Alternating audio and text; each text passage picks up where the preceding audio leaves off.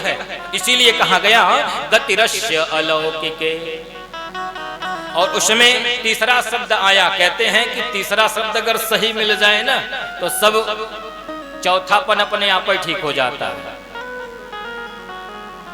वरिष्ठम सर्वशास्त्राणाम, तीसरे शब्द को विद्वानों ने कहा कि ये भागवत साधारण शास्त्र नहीं, ग्रंथ साधारण ग्रंथ नहीं, वरिष्ठ है, श्रेष्ठ है। क्यों?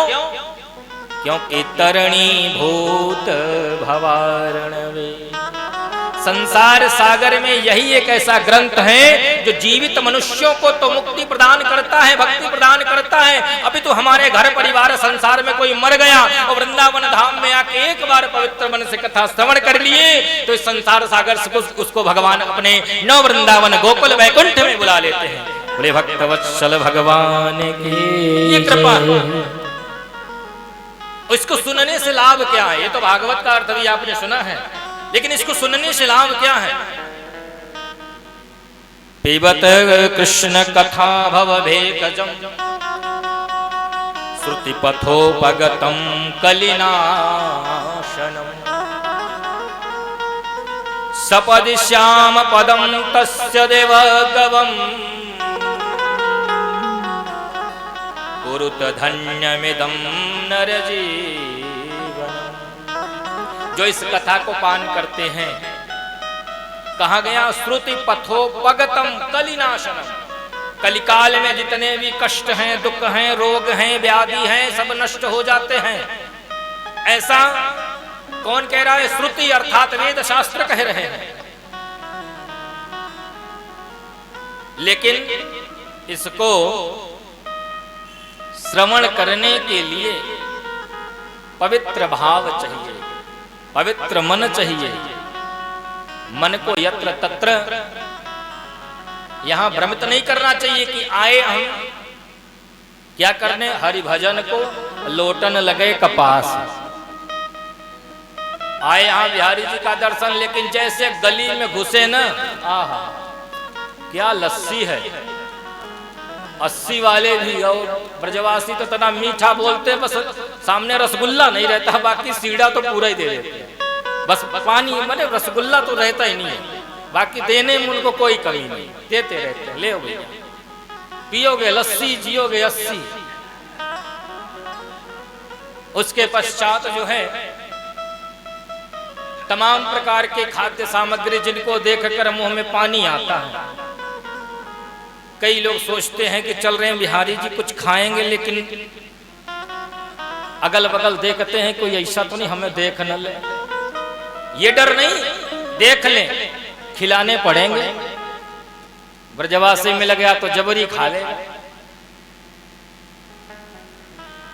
लेकिन उस भाव में भगवान सच्चिदानंद का ध्यान होना चाहिए, ध्येय होना चाहिए।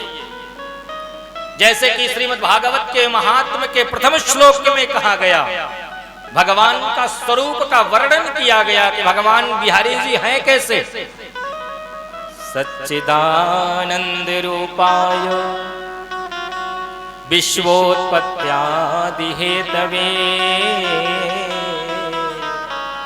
तापत्रय विनाशाय श्री कृष्णाय वयं नमः। भगवान कैसे हैं? भगवान सत घन चित घन आनंद घन, माने बैठ जाइए वहां धूप खत्म हो जाए, छाया हो जाए, गर्मी खत्म ठंडी लगने लगे, शीत लगने लगे।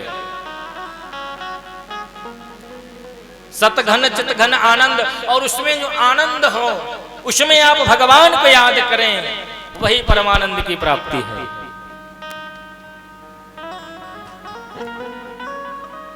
जिनका वास्तविक भाव है विश्व का सृजन करना, पालन कराना और संहार करना, और जिनका मनन करने से, चिंतन करने से 3 प्रकार के ताप स्वतः ही नष्ट हो जाते हैं। तापत्रय विनाशाय, 3 प्रकार के ताप कौन है? बाबा तुलसीदास कहते हैं कि दैहिक दैविक भौतिक ताप, दैहिक दैविक भौतिक ताप दैहिक दैविक भौतिक ताप दैहिक दैविक भौतिक ताप राज्य का हो नहीं व्यापा राम जी का राम राज्य का हो नहीं व्यापा दैहिक दैविक भौतिक तापा दैविक दैविक भौतिक ताप। और इस प्रकार भगवान के स्वरूप का वर्णन करते हुए आज सूत जी महाराज अपने गुरु जी का ध्यान कर रहे हैं श्रीमद् भागवत कथा।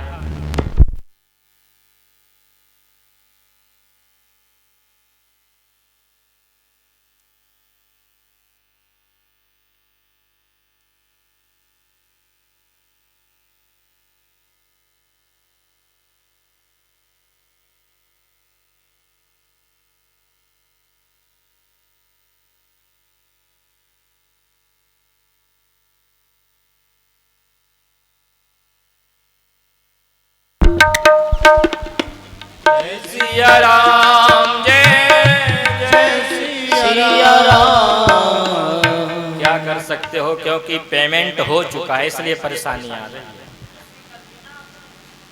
इसलिए भैया जाहे विधि राखे राम ताहे विधि रही है। सीताराम सीताराम सीताराम की राम जी की नई इच्छा होगी अच्छे से रखने से हम उनका क्या कर लेंगे भैया। इन लोगों की नई इच्छा है सही से लाइट देने, हम क्या कर सकते, कुछ नहीं कर सकते, बस जय सिया राम करने और क्या करते हैं।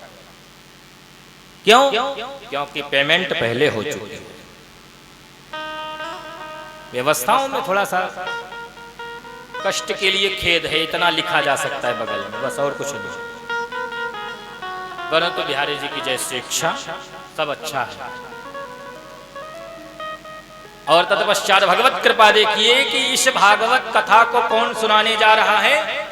सूत जी महाराज पवित्र मन से कहां बैठे हैं? नैमिषारण्य में। ध्यान किसका कर रहे हैं? अपने गुरु जी का। यम प्रव्रजन्तमनुपेतमपेत कृत्यम द्वैपायनो विरह कातरया जुहाव पुत्रेति तन्मयतया।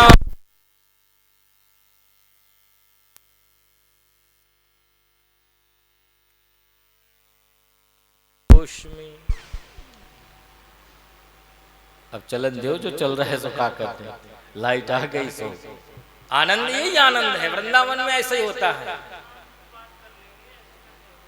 हाँ, और तत्पश्चात गुरु जी का ध्यान किए, गुरु जी की कृपा प्राप्त हुई और कहां पहुंच गए सारे श्रोता? नैमिषारण्य की पावन भूमि में। श्रोताओं में बड़े बड़े अच्छे अच्छे श्रोता बैठे, जैसे आप लोग। कथा तो बहुत सुने, लेकिन वृंदावन धाम में बैठ के कथा सुनना शायद किसी किसी को, यह भी भाग्यशाली लोगों को प्राप्त होता। क्यों? क्योंकि भाग्योदयेन बहुजन्म समर्जितेन सत्संगमं च लभते पुरुषो यदा वै। अज्ञानकृत दोष मोह मदान्धकारं नाशं विधाय हि तदोदयते। भाग्यशाली लोग जब उनके जन्म जन्मांतर के, कल्प कल्पांतर के, युग युगांतर के पाप ताप संताप नष्ट होते हैं और पुण्य जागृत होते हैं, तब जाके ब्रज की भूमि में बैठकर भगवान की पावन कथा सुनने का अवसर प्राप्त होता है। और महाराज कई लोग तो सोचते रहते हैं कि चलो वृंदावन में कथा सुन लें, लेकिन वह सोचते ही समय बीत जाता है। यहां तो छोड़िए, लोग जो भगवान के भक्त हैं वो तो कहीं भी रहेंगे, उनके मुख से राधे राधे निकलेगा ही। बिहारी जी का नाम निकलेगा ही, लेकिन जो भाग्यहीन हैं चाहे जहां बैठे हैं उनके मुख से भगवान का नाम नहीं निकलता।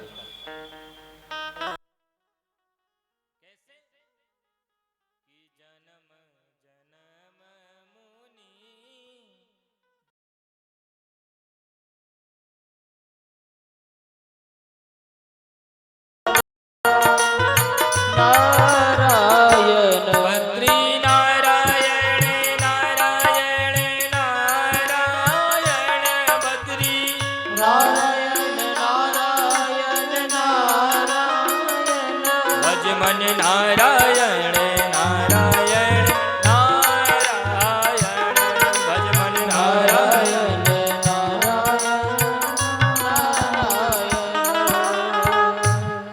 बोले गोविंद भगवान की। और महाराज कथा प्रारंभ हुई, पहले दिन की कथा पूर्ण हुई, द्वितीय दिन की कथा पूर्ण हुई, तृतीय दिन की कथा पूर्ण हुई। इस तरह से सप्तम दिवस एक बड़ा आश्चर्य हुआ। सभी श्रोता देख क्या रहे हैं कि जिसके यजमान नारद जी बने हैं वो मैया स्वयं प्रकट हो गई अपने दोनों पुत्रों को लेके कथा के बीच में, और बड़े पवित्र मन से बड़े सुंदर भाव से सूत जी महाराज कह रहे हैं कि भक्ति सुतौ तौ तरुणो गृहीत्वा प्रेमैक रूपा सहसा विरासे श्री कृष्ण गोविंद हरे मुरारे नाथे नामानि मुहुर्वदन्ति। बड़े सुंदर भाव से श्री कृष्ण गोविंद का कीर्तन करते हुए भक्ति महारानी अपने दोनों पुत्रों के साथ प्रकट हुई। सनकादिक ऋषियों से पूछती हैं कि मेरा स्थान बताइए। सनकादिक ऋषि कहते हैं निरंतरा वैष्णव मानसा, निरंतरा वैष्णवों के हृदय में वास करें। अब तो इतना देखकर देवर्षि नारद जी को बड़ा आश्चर्य हुआ। देवर्षि नारद जी देखे कि भक्ति में मैंने वेद वेदांत घोषैश्च गीता पाठैर मुहुर्मुहु वेद उपनिषदों का पाठ किया, ज्ञान वैराग्य को पुष्ट नहीं कर पाए, और ये भागवत कथा से दोनों चल के आए, खुद नाचने लगे। आखिर में इस कथा की और क्या विशेषता है? सनकादिक ऋषियों से देवर्षि नारद जी ने पूछा कि ऋषियों आखिर में इस कथा से किन किन मनुष्यों का उद्धार होता है, बताने की कृपा करें। सनकादिक ऋषि कहते हैं देवर्षि नारद जी ये कथा तो भगवान का साक्षात दर्शन करा देती है, इसमें कोई संशय नहीं। और उद्धार आप पूछ रहे तो बताते हैं, सुनिए किन किन लोगों का उद्धार होता है इस कथा से। ये मानवा पाप कृतस्तु सर्वदा सदा दुराचार गता विमार्गगा क्रोधाग्नि दग्धा कुटिलाश्च कामिनो सप्ताह यज्ञेन कलौ पुनन्ति ते। पवित्र मन से मानव यदा कदा पाप कृतस्तु सर्वदा, जीवन में कितना पाप कर ले पुण्य किया ही न, सदा दुराचार गता विमार्गगा, दुराचारी हो गलत मार्ग पे चले, क्रोधी हो कामी हो कुटिल हो, क्रोधाग्नि दग्धा कुटिलाश्च कामिनो सप्ताह यज्ञेन कलौ पुनन्ति। अगर वो पवित्र मन से 7 दिन भगवान की कथा सुनता है तो भगवत शरणागति और भगवान का साक्षात दर्शन प्राप्त कर उनकी सारी कृपा प्रसाद को प्राप्त करता है, इसमें कोई संशय नहीं। अच्छा ये बताइए आप ये सब बातें जो बता रहे हैं क्या इसका कोई प्रमाण है? आजकल बिना प्रमाण के कोई मानता नहीं है। बोले प्रमाण तो बहुत है, कितने प्रमाण चाहिए देवर्षि नारद जी? जितने आप कहिए उतने हम दें। बोले कोई एक आध प्रमाण तो दीजिए। सनकादिक ऋषि प्रमाण दे रहे हैं कि यत्र ते कीर्तिष्याम इतिहास पुरातनम यस्य श्रवण मात्रेण पापहानि प्रजायते। एक इतिहास में कथा है, आत्मदेव पंडित जी हैं जिनकी पत्नी का नाम धुंधली, यथा नाम तथा गुण। पंडित जी तो बड़ी पंडिताई का, लेकिन पत्नी ठीक विपरीत। देखिए किसी किसी को पत्नी मिलती है, किसी किसी को पत्नी मिलती, आते ही पतन का कारण शुरू। माने जैसे पूर्व जन्म की पूरी दुश्मनी निकालनी हुआ, पति से नहीं लड़ेंगी तो सास ससुर से लड़ेंगे, सास ससुर से नहीं लड़ेंगी तो ननदई से लड़ जाएंगे। माने कुछ ना कुछ लड़ना झगड़ना उनका काम है। मानो कोई नहीं है, अपने आप में हर बात में क्रोध करे। और तत्पश्चात भगवत कृपा, जहां माताओं के अंदर क्रोध आया, मानिए पतन का कारण चालू। पुरुषों का क्रोध तो एक बार लाजमी है, लेकिन माताओं के अंदर अगर क्रोध आ गया तो मान के चलिए पतन। तत्पश्चात भगवत कृपा देखिए, पंडित जी महाराज रोज पूजा पाठ करते, नित्य क्रिया, उनके पास भगवान ने सब कुछ दिया था, कोई कमी नहीं थी। लेकिन एक भगवान सब कुछ सबको नहीं देते, संतान की कमी थी। लेकिन यहाँ भागवत के महात्म्य में सूत जी महाराज कह रहे हैं कि यस्य श्रवण मात्रेण, इस कथा को सुन लेने से पूर्वज प्रसन्न हो जाते हैं। जो कथा यहाँ हो रही है धुंधकारी की, यस्य श्रवण मात्रेण पाप हानि बुझायते, समस्त पापों का शमन हो जाता है। भगवत कृपा देखिए, बड़े पवित्र मन से पंडित जी महाराज नित्य प्रति जाते हैं भिक्षाटन के लिए। एक दिन उनके मन में आत्मग्लानि हुई। क्यों पता है? ऐसा उनका भाग्य कि एक वृक्ष को लगाए, आम का वो फल ही नहीं दिया। किसी ने कहा गैया पालिए, गौ सेवा करिए, इससे आपको संतान होगी। महाराज गैया ले आए, सेवा किए, परंतु कोई गैया ने बछड़े को जन्म ही नहीं दिया। अच्छा, अब तो बेचारे बड़े परेशान, कई ज्योतिषी विद्वानों से विचरवाया, लेकिन रिजल्ट कुछ अच्छा नहीं मिला। जिसने जो बताया उन्होंने सब कुछ किया। नारायण की कृपा देखिए, आज जंगल में आए, सोचे कि मैं क्या करूंगा घर जाके। दिग्जीवनम प्रजाहीनम दिग्जीवनम संतति बिना। धिक्कार है उस राजा को जिसके राज्य में प्रजा नहीं, और धिक्कार है उस परिवार में जहां छोटे बच्चे की किलकारी नहीं। आत्मग्लानि से भरे आत्मदेव जी आज घर जाने का हिम्मत नहीं हो रहा। लेकिन भाग्य में देखिए कुछ नहीं होता, अगर संत की कृपा हो जाए तो भाग्य भी बदल जाता है, इसमें कोई संशय नहीं। ये संतों की कृपा, लेकिन विश्वास करना है आपका काम है।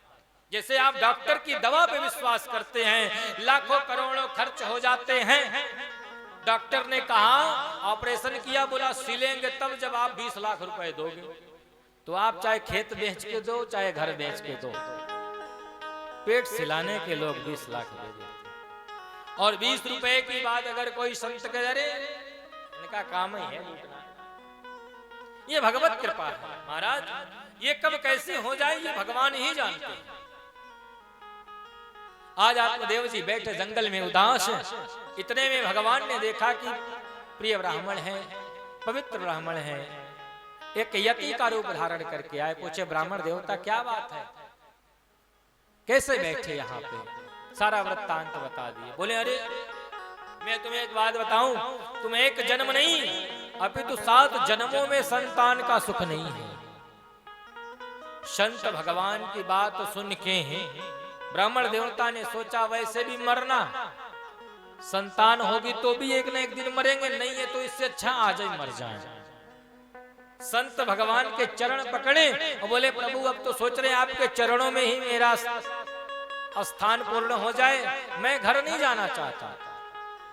संत भगवान सोचे ऐसा नहीं, अगर एक ब्राह्मण मेरे पास आया है तो मेरा दायित्व बनता है कि जितना मुझसे हो सके मैं इसके लिए करूं। उन्होंने एक फल को निकाला और फल को निकालते हुए परमात्मा संसार के जगत नियंता जगदाधार अखिल ब्रह्मांड नायक से प्रार्थना की कि मेरे जीवन का जो भी पुण्य है वो इस फल में आवे, और इस फल के प्रभाव से इस ब्राह्मण को एक संतति की प्राप्ति हो। भगवत कृपा देखिए, ब्राह्मण देवता फल लिए, विधि विधान बताए, नियम बताए, पवित्र मन से आए आत्मदेव अपनी पत्नी को दिए, लेकिन पत्नी विचार करने लगी। भगवान की कृपा में कभी विचार नहीं करना चाहिए। क्यों? क्योंकि भगवान और संतों के द्वारा दिया गया प्रसाद ही परमात्मा होता है। प्रसाद का मतलब है प्र से प्रभु का, स से साक्षात और द से दर्शन। कई लोग प्रसाद में भी सोचते हैं क्या करें, कैसे खाएं ना खाएं, ऐसा है वैसा, तमाम तरह की बातें। लेकिन भगवान के प्रसाद में कहीं भी किसी भी प्रकार का कोई विचार किसी शास्त्र में लिखा ही नहीं गया। किसी भी जाति पाति भेदभाव को मिटाकर कहीं भी भगवान का प्रसाद हो, हाथ बढ़ा देना चाहिए। जब आप हाथ बढ़ाओगे तभी तो हाथ पकड़ने वाला पकड़ेगा। और इस प्रकार भगवत कृपा देखिए, आए हैं अपनी देवी को दिए, उन्होंने विचार किया। इतने में उनकी बहन आ गई, माता धुंधली, जो पंडित जी की पत्नी है। पूछी क्या बात है बहन, किस चिंता में पड़ी हो? बोले हमारे स्वामी जी गए थे जंगल से, पता नहीं कहां से एक फल ले आए, बोले किसी संत ने दिया है, इसको खाने से हमको संतान की प्राप्ति होगी। बोले अरे तुम भी कहां साधु संतों के चक्कर में पड़ी। आज के समय में ऐसा होने लगे तो लोग संसार के सारे फल मंडी खरीद के साधु संत वृंदावन से लेके हरिद्वार प्रयाग में यही करें, छोड़ो फल। और तुमको एक पते की बात बताएं, तुम्हारे यहां खाने की कमी नहीं, इतना परमात्मा ने दिया पर कोई खाने वाला नहीं। और हमारे यहाँ खाने वाले हैं पर कुछ दिया नहीं भगवान। और एक और आने वाला है जो कि पेट में है। तो एक तुम काम करो, अपने पति से कुछ दिन झूठ बोलो और मैं अपने पुत्र को तुमको दे दूंगी, इसका लालन पालन करना। माता धुंधली के मन में बड़ी जल्दी अच्छा भाव जागा। कभी कभी ऐसा होता है कि जो लोग नशा करते हैं ना, उनको दुकान नहीं ढूंढनी पड़ती, अपने आप में दो चार लोग बताने वाले मिल जाएंगे। जैसे कहीं आप शादी विवाह में गए, बाराती जो होते हैं तो उनको मदिरालय बताना नहीं पड़ता, वो ढूंढ ढाड़ के व्यवस्था करके अपना आ जाए। जिनको धूम्रपान करना या कुछ भी पीना खाना है तो कहीं भी जाएंगे, दुनिया के किसी भी कोने में उनकी व्यवस्था ठाकुर जी कर देते, वो अपना करके जाए, विधि राखे राम ताई विधि रहते। और गोविंद की कृपा को भाव पूर्वक प्राप्त करके आज आत्मदेव जी से छिपाकर उनकी पत्नी बहन की बात को मान ली और उस फल को ले जाके गैया को खिला दिया। बहन ने कहा अरे तुम्हारी गैया ने भी तो कई वर्ष हो गए कोई बछड़ा नहीं दिया, खिला दो, बाबा की बात भी देख लेंगे सही है कि गलत है। भगवान की कृपा देखिए, गैया ने फल खाया और 9 महीने के बाद जब माता धुंधली की बहन को संतान हुई तो ले आए। और पंडित जी महाराज चले गए थे तीर्थाटन पे, तीर्थ यात्रा पे चले गए। बोले अब 9 महीने के बाद ही आएंगे, फल खा ली है पत्नी। आए देखे बड़ा सुंदर बालक, बड़े प्रसन्न महाराज, बड़ा उत्सव मनाए और 1 महीने रुक गए उत्सव ही मनाते मनाते। और 10वें महीने क्या हुआ कि जिस गैया ने फल खाया उसने भी एक सुंदर बछड़े को जन्म दिया। संतों की कृपा देखिए, सुंदर बछड़े को जन्म दिया। और उस बछड़े का कान जो है वो स्वरूप पूरा तो इंसान का, मानव मनुष्य का था, लेकिन कान उसके गाय के समान थे। आज के समय में जानवर और इंसानों में बहुत फर्क नहीं है। जानवरों में मानवता हो जाती है लेकिन इंसानों में मानवता नहीं होती, मनुष्यों में मानवता नहीं। इंसान तो हर घर में आए पर इंसानियत खो गई, मानव तो हर घर में पैदा हुए, मानवता खो गई, जो जानवरों को भी खाने लगे। सोचिए कभी जानवर कभी इंसानों को नहीं खाते, काट लेंगे लेकिन खाएंगे नहीं। लेकिन मनुष्य तनिक भी संकोच नहीं करता उनको खाने। और गोविंद की कृपा, बड़े सुंदर भाव से पवित्र मन से आज आत्मदेव जी अपनी गोदी में उस गौपुत्र को उठाकर मेरा गोकर्ण करके आह्लादित होकर प्रसन्न मन से आए हैं घर। माता धुंधली ने कहा अभी अभी बड़े पुत्र का नामकरण नहीं हुआ, 1.25 महीना नहीं हुआ, आपने छोटे पुत्र का नामकरण कर दिया। बड़े पुत्र का नामकरण मैं करूंगी, छोटे पुत्र का नामकरण आपने किया है। मेरा नाम धुंधली तो मेरे पुत्र का नाम होगा धुंधकारी। भगवत कृपा देखिए कि गोकर्ण पंडितो ज्ञान धुंधकारी महाखल। अब तत्पश्चात गोकर्ण जी बड़े अच्छे विद्वान और उतना ही दुष्ट हुआ धुंधकारी। जगह जगह से शिकायत आने लगी, अरे पंडित जी आपका बेटा धुंधकारी तो आज बड़ा शरारत किया। गोकर्ण जी को कहीं कहीं शर्मिंदगी का अनुभूति होने लगा। अरे ये गाय गौ माता से पुत्र उत्पन्न हुआ, इसके तो कीर्ति पताका हमारे मान सम्मान को बढ़ा रही, लेकिन ये हमारी पत्नी से उत्पन्न, ये हमारे परिवार वंश का नहीं लगता है। भगवत कृपा को प्राप्त किया है। और तत्पश्चात एक दिन बैठे गोकर्ण जी अपने पिताजी के पास, पिताजी से कहते हैं पिताजी हमें नहीं लगता कि अब आपको ज्यादा दिन घर में रहना चाहिए। बोले फिर? बोले चलो वृंदावन। क्यों? क्योंकि वृंदावन में साक्षात भक्ति महारानी है, और जो वृंदावन में भक्ति महारानी की सेवा करता है उसे भगवान सहज रूप से प्राप्त हो जाते। राधा नाम ही भक्ति है कि वृंदावन के वृक्ष को मरम न जाने को, जहां डाल डाले और पात पे श्री राधा राधा हो। और तत्पश्चात गोकर्ण जी महाराज अपने पिता को उपदेश दे रहे हैं कि देहेन से मांस रुधिरे भिमते त्यजत्वम जाया सुतादिसु सदा ममता विमुञ्च पश्यानि संजगदिदं क्षणभङ्गुनिष्ठ वैराग्यरागरसिको भव। हे पिताजी जो ये शरीर है ना ये किसी का काम नहीं आता। देह ये देह रूपी जो शरीर है मांस का रुधिर का, कब ये सूख जाए कोई इसका भरोसा नहीं।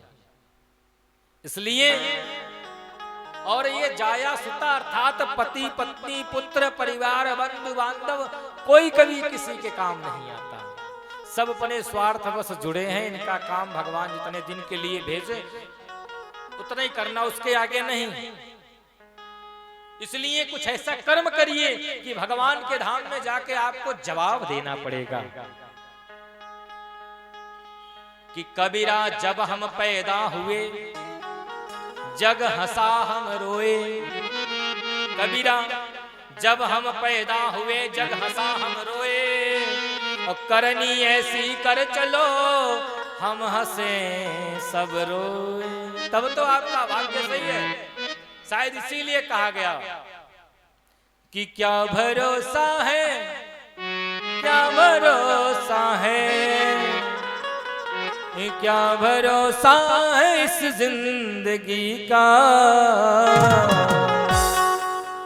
साथ देती नहीं है किसी का, साथ देती नहीं है, साथ देती नहीं है किसी का, साथ देती नहीं है किसी को। क्या भरोसा है, क्या भरोसा है, क्या भरोसा है, क्या भरोसा है, क्या भरोसा है इस जिंदगी का, साथ देते नहीं ये किसी का, साथ देते नहीं ये किसी का। आनंद लेते हुए हरि बोल।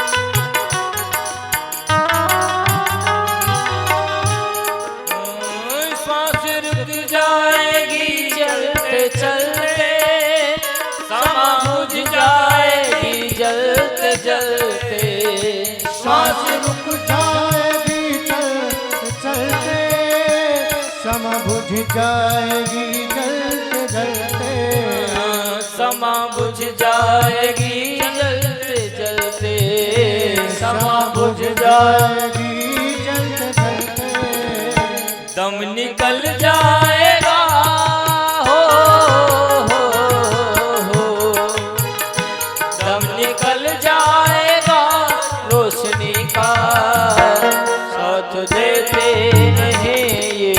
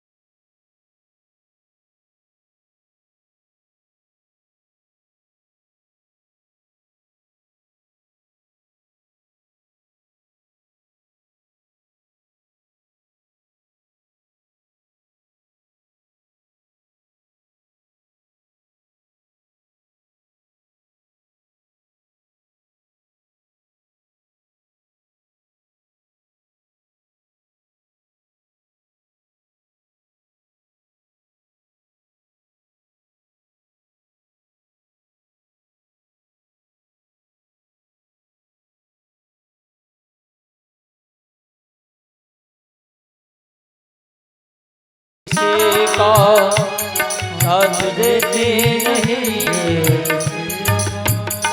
क्या भरोसा है इस जिंदगी का, जय जय। साथ देते नहीं ये किसी का, साथ देते नहीं ये किसी का।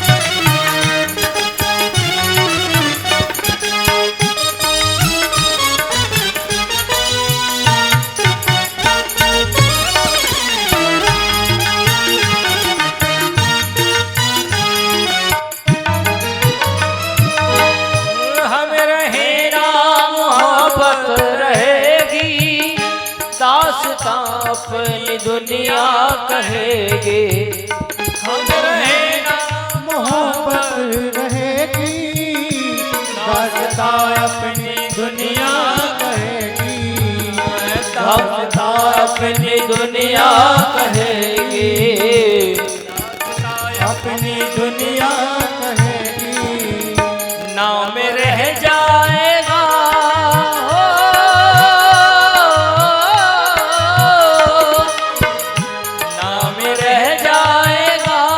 आदमी का, साथ देता नहीं ये किसी का, साथ देता नहीं ये किसी का। क्या भरोसा है इस जिंदगी का, साथ देते नहीं ये किसी का, देते नहीं ये किसी का।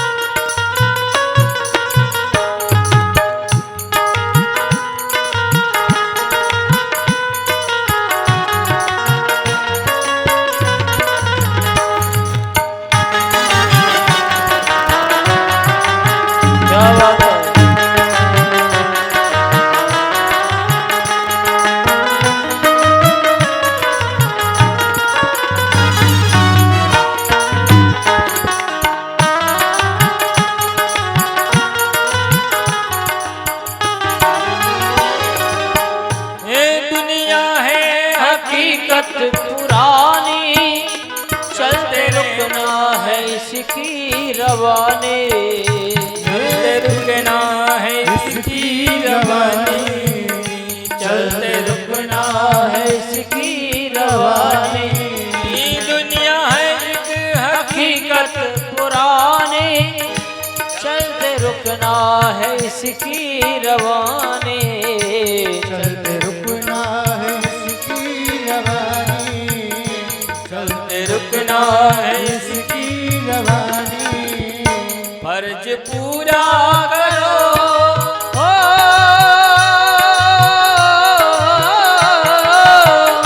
फर्ज पूरा करो बंदगी का, साथ देते नहीं किसी का, साथ देते नहीं किसी का, साथ देते नहीं किसी का।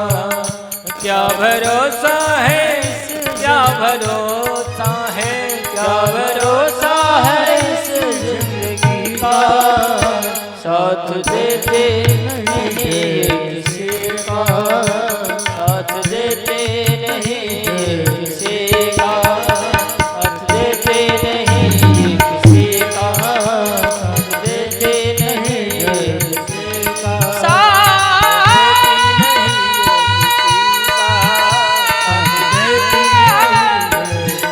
का, देती नहीं ये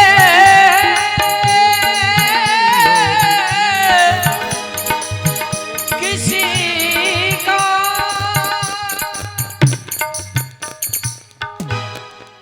और तत्पश्चात गोकर्ण जी महाराज अपने पिताजी को सुंदर उपदेश प्रदान करते हैं।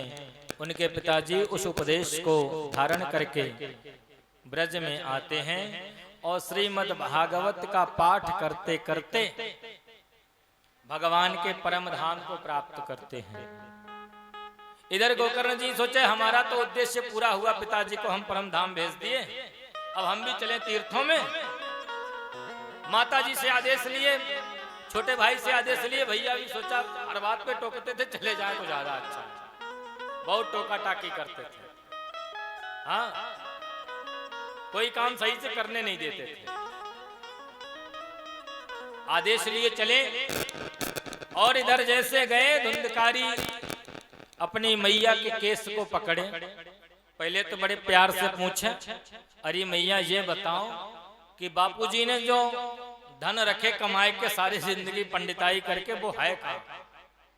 मैया ने कहा इतना ही कमाते थे कि सुबह कमाए शाम तक खर्च। बोले ऐसा तो नहीं हो सकता, मैं उनके बड़े नाम थे, बड़े चर्चे थे।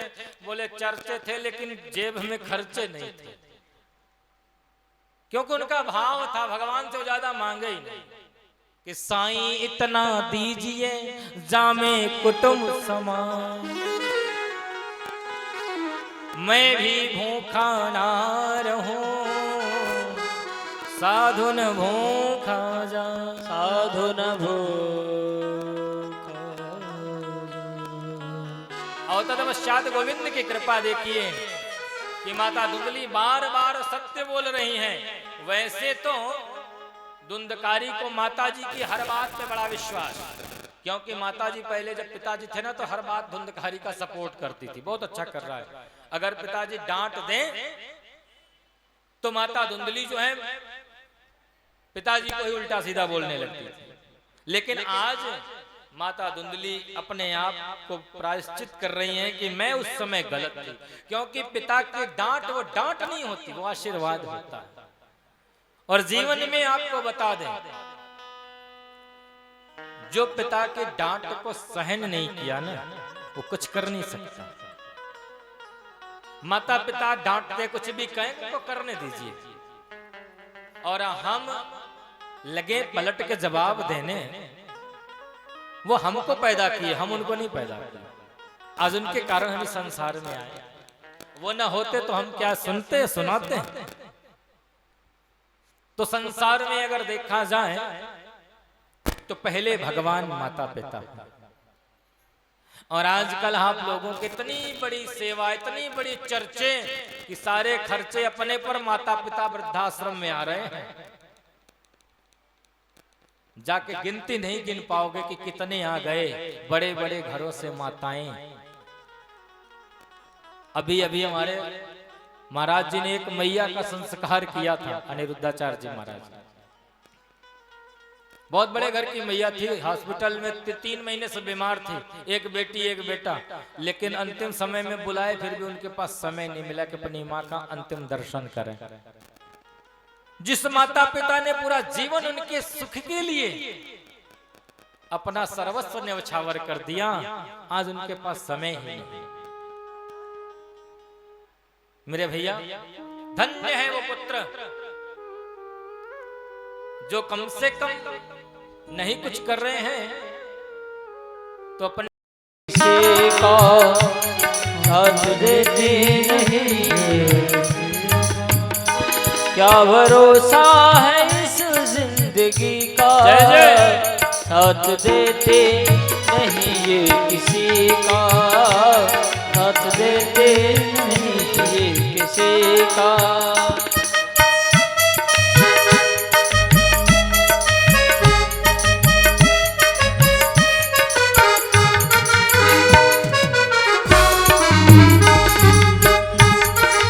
त्राहिमाम रक्षा करो भ्राता, त्राहिमाम। गोकर्ण जी ने कहा, भैया तुम हो कौन, मैं तुम्हारा भ्राता कैसे हुआ, मुझे भ्राता कैसे पुकार रहे, तुम तो प्रेत योनि में हो। धुंधकारी ने कहा,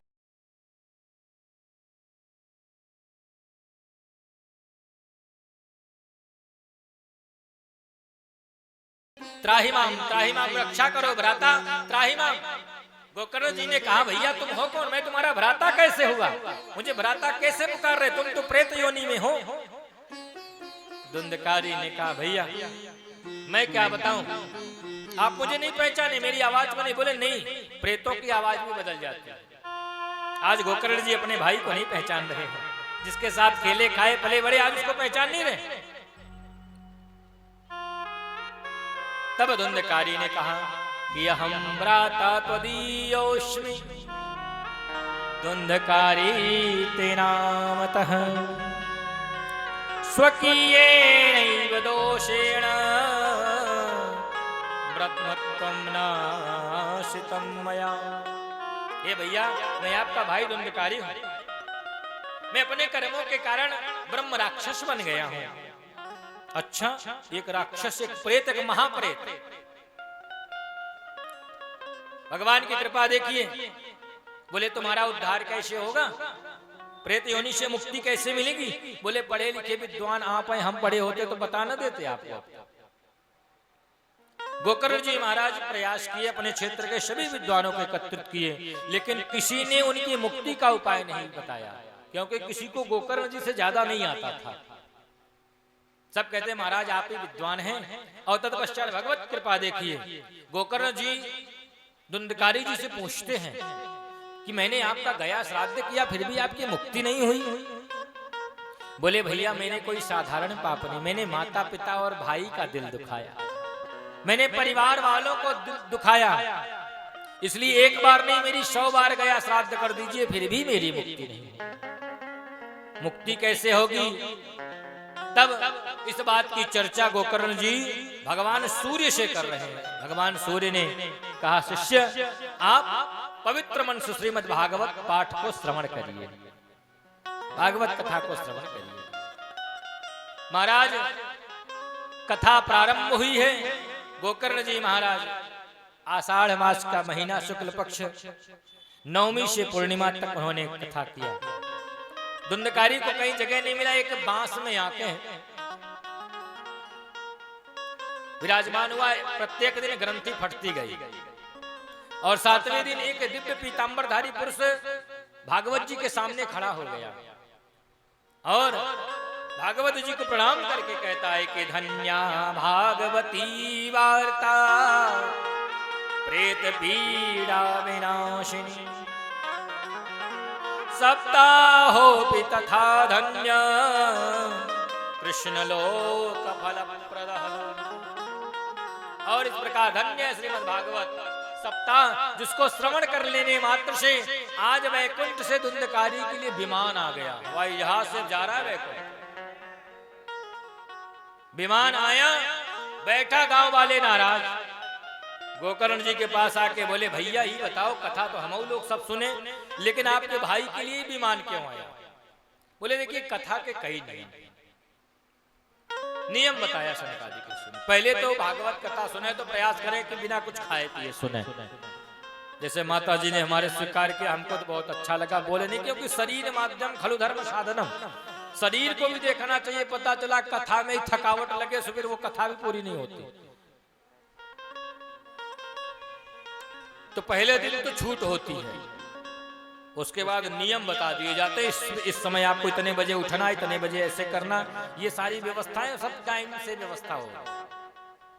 और तत्पश्चात अगर आप मान के चलिए शरीर में कोई रोग है, व्याधि, कष्ट है, तो आप फलाहार करके कथा सुन सकते हैं। 7 दिन फल फ्रूट दूध जो भी फलाहारी आइटम है खा के कथा सुन सकते हैं।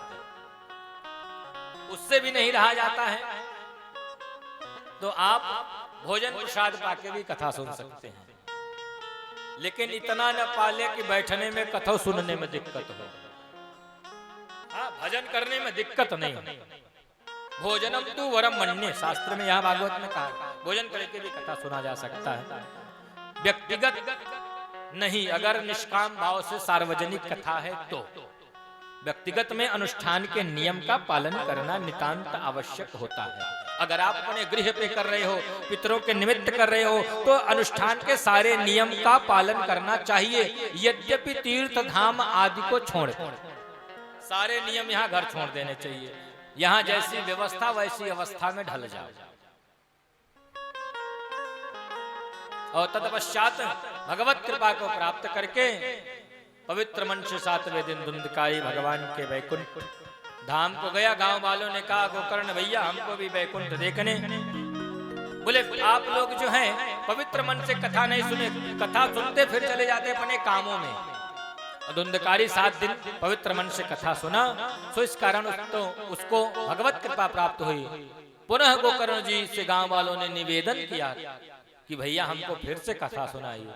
अब हम 7 दिन का समय निकालेंगे, घर का काम बच्चे करेंगे, समय मिलेगा हम भी जाएंगे, नहीं हम कथा पूरी सुन के ही जाएंगे। 7 दिन का कथा गांव वालों ने सुना और महाराज भगवान कई विमान लेके प्रकट हो गए स्वयं। और विमान को देखते हुए गांव वाले अत्यंत प्रसन्न बैठ गए वैकुंठ में। घर की याद आने लगी। बेचारे जीवित गए थे ना, मर के थोड़ी ना गए थे। वैकुंठ कोई जीवित जाए तो घर की याद हो करे। हाँ, तो जीवित गए थे पूरे शरीर के साथ, भगवान लेके चले गए घुमाने वैकुंठ गोकर्ण जी की कथा के प्रभाव से।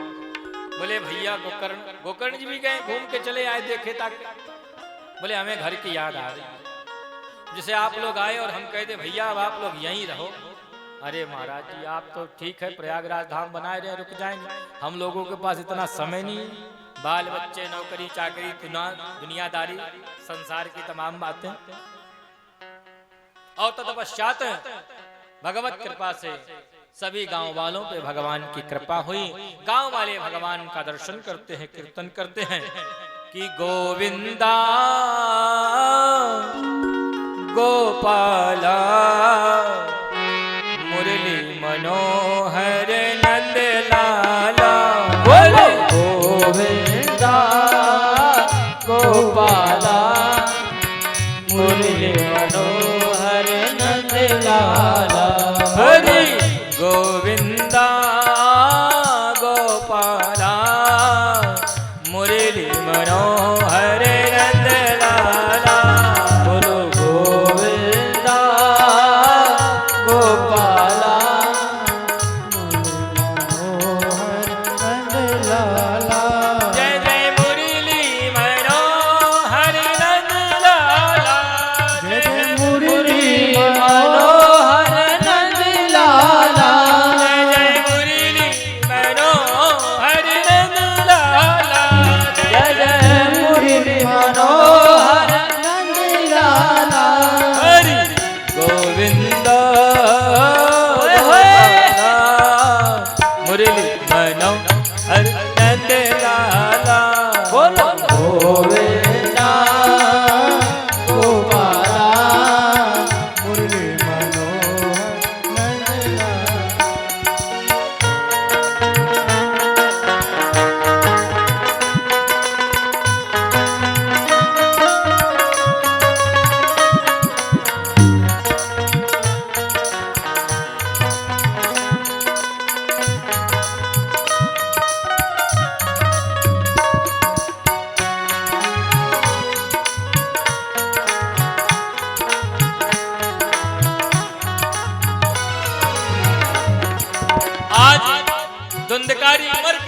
भगवान के परम धाम को प्राप्त कर लिया, वह पाएगा क्या रस का चस्का, नहीं कृष्ण से प्रेम लगाएगा जो, नहीं कृष्ण से प्रेम लगाएगा जो, कृष्ण से प्रेम लगाएगा जो, वह पाएगा क्या रस का चस्का, नहीं कृष्ण से प्रेम लगाएगा जो, नहीं कृष्ण से प्रेम लगाएगा जो, नहीं कृष्ण से लगाएगा जो, श्री कृष्ण सही समझेंगे उसे, संतों की समाज में जाएगा जो, संतों की समाज में जाएगा जो, संतों की समाज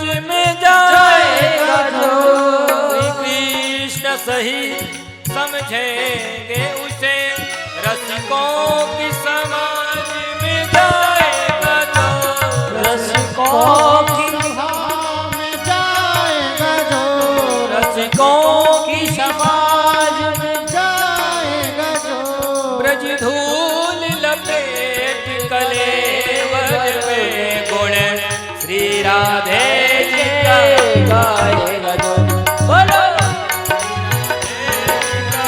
जय राधे।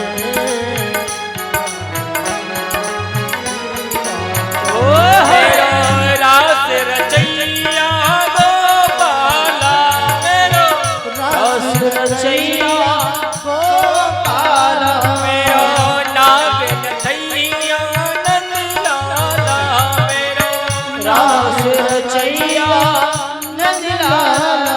हाथ उठा के हरि गोविंदा, हरि बोल। गोपाला, मुरली मनोहर नंदलाला, गोविंदा गोपाला, मुरली सभी लोग खड़े होकर आनंद लेते हुए जय आनंद जय लेंगे। हरि मुरली बोल। मनोहर नंदलाला, जय जय मुरली मनोहर नंदलाला, मेरो गाय चरैया गोपाला, मेरो गोपाल चरैया गोपाला, मेरो माखन खवैया नंदलाला, मेरो माखन खवैया नंदलाला, मेरो नाग नथैया गोपाला, मेरो नागिन थैया गोपाला, मेरो गाय चरैया नंदलाला, मेरो गाय चरैया गोपाला, मेरो वंशी रजैया गोपाला, मेरो बंसी बजैया गोपाला, मेरो लाज बचैया नंदलाला, मेरो लाज रचैया नंदलाला। गोविंदा गोपाल। मुरली मनोहर नंदलाला, गोपाला,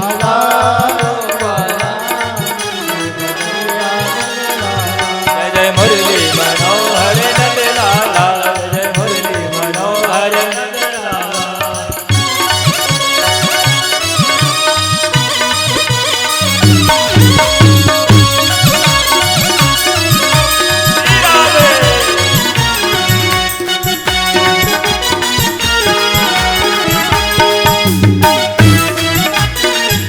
और सभी लोग खड़े हो जाएंगे और खड़े होकर महाराज जी के साथ बस एक ही बात कहेंगे, क्योंकि वृंदावन में आए हो तो कुछ तो करना पड़ेगा, तो सभी लोग खड़े हो जाइए और क्या कहेंगे? मोहन से मोहन से मोहन से दिल को लगाया है।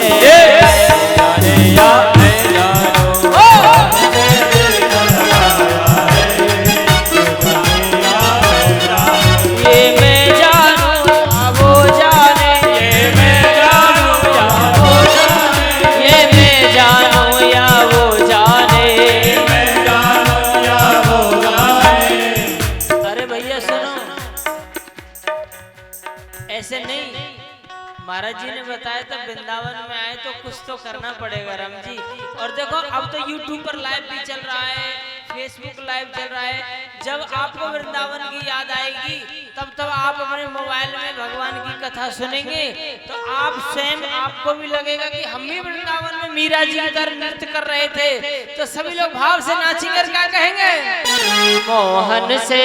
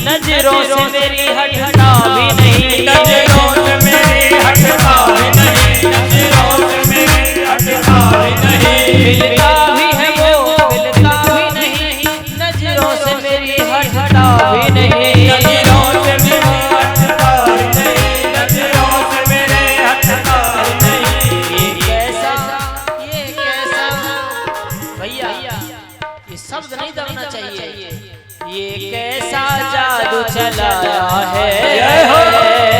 ये मैं जानूं या वो जाने,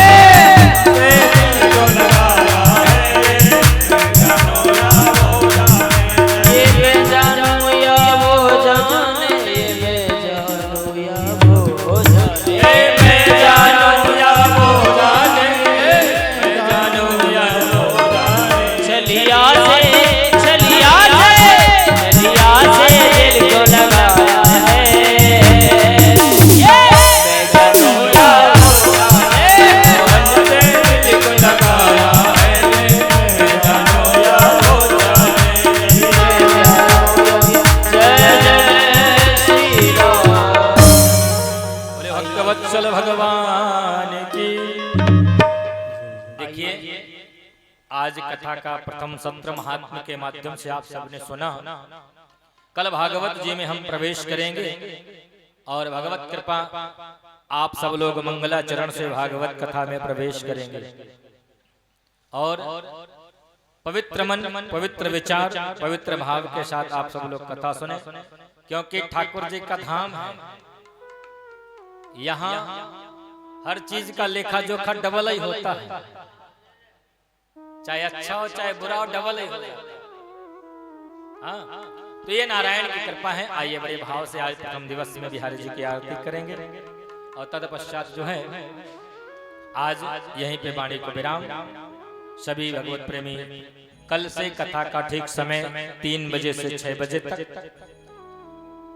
और सुबह प्रातः 8 बजे से 12 बजे तक वेदी पूजन, भागवत का मूल पाठ, गोपाल सहस्त्र नाम का पाठ, संतान गोपाल स्तोत्र का पाठ और संतान गोपाल जप। ये कार्य प्रतिदिन चलेंगे सुबह 8 बजे से। जो भी माताएं अपने साथ लड्डू गोपाल लाई हैं वो 8 बजे चाहे तो ठाकुर जी का अभिषेक कर सकते हैं। नीचे आके ठाकुर जी का अभिषेक करना होगा, आप लोग कर सकते हैं। और बड़े पवित्र मन से आप लोग ठाकुर जी का श्रृंगार करें। वृंदावन आए हैं तो यहाँ ठाकुर सेवा ही सर्वोपरि होनी चाहिए। अभी श्रावण में आपने भोले बाबा की सेवा किया, अब भादों में आप ठाकुर जी की सेवा करें। श्रावण में आपने महादेव का अभिषेक किया, वैसे जहाँ अभिषेक रहते हैं वहाँ अभिषेक करने की आवश्यकता नहीं है। हमारे प्रयागराज के लोग ऐसा भी मानते हैं कि अभिषेक महाराज रहे तो अभिषेक करने की जरूरत नहीं। हाँ, तो ऐसा नहीं है, हम खुद ही करते हैं, आप सब लोग भी करते हैं। आइए बड़े सुंदर भाव से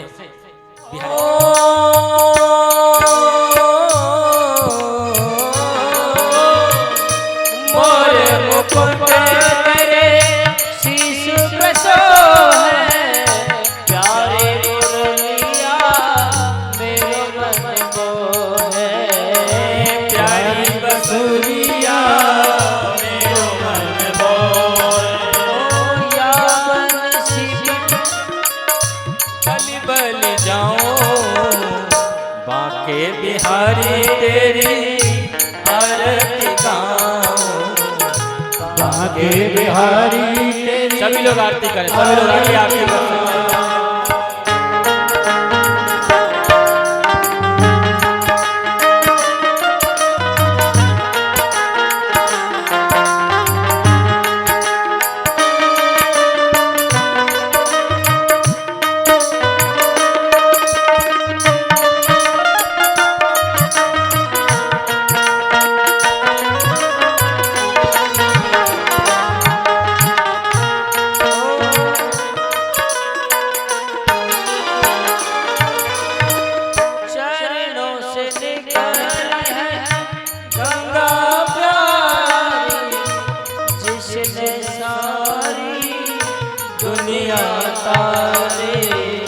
जिसने सारी दुनिया तारी, उन चरणों में शीश नवाऊं। जय हो बांके बिहारी तेरे आरती गाऊं, बांके बिहारी तेरी आरती गाऊं।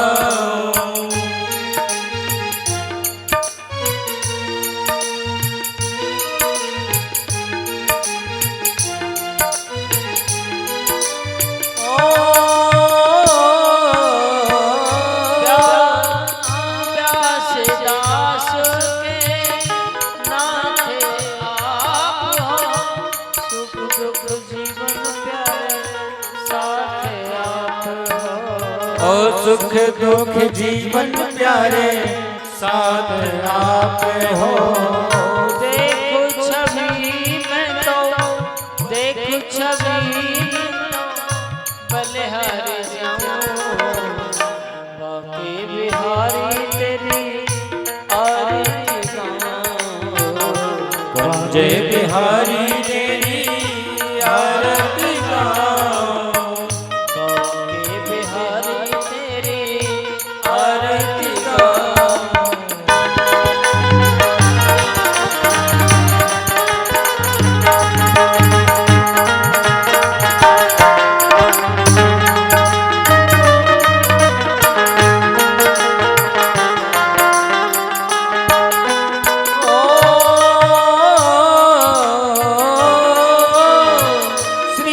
हरिदास के प्यारे तुम हो मेरे मोहन जीवन धन हो मेरे मोहन जीवन धन हो। देख छवि में तो बलि बन जाओ बाके बिहारी तेरी आरती गाऊं। बाके बिहारी तेरी आरती गाऊं।